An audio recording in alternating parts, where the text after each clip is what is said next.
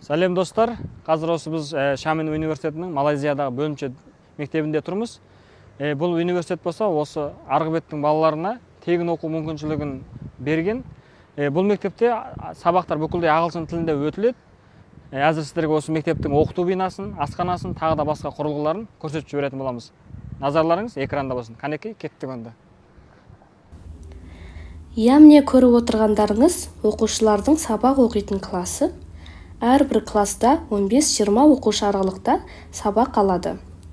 Тағы да осындай үлкен аудиторияда 100-ден астам оқушы қабылдай береді. Ал енді бұл көріп отырғандарыңыз болса, Шамен университетінің кітапханасы. Бұл кітапхана Азия бойынша ең үлкен кітапхана. Көріп тұрғандарыңыздай өте үлкен, жайлы және тынысты. Сонымен қатар, бұл кітапханада 10 мыңнан астам кітаптар мен материалдар сақталған. Барлық оқушыларға тегін пайдалануға берілген. 24 сағат қызмет істейді. Осындай орындарда оқушылар сабақ оқып емтиханға дайындалса болады. Осы кітапхана жалпы 6 қабаттан тұрады.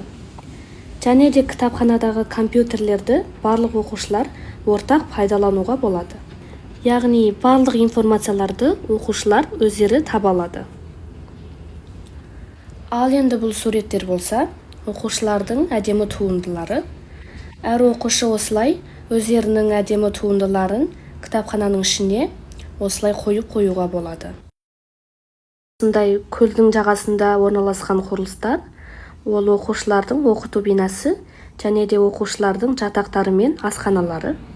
Мектеп ауласы өте көркем және де жанға жайлы. Достар, сіздерді Шамен университетіне келіп білім асыруларыңызды күтеміз. Рахмет.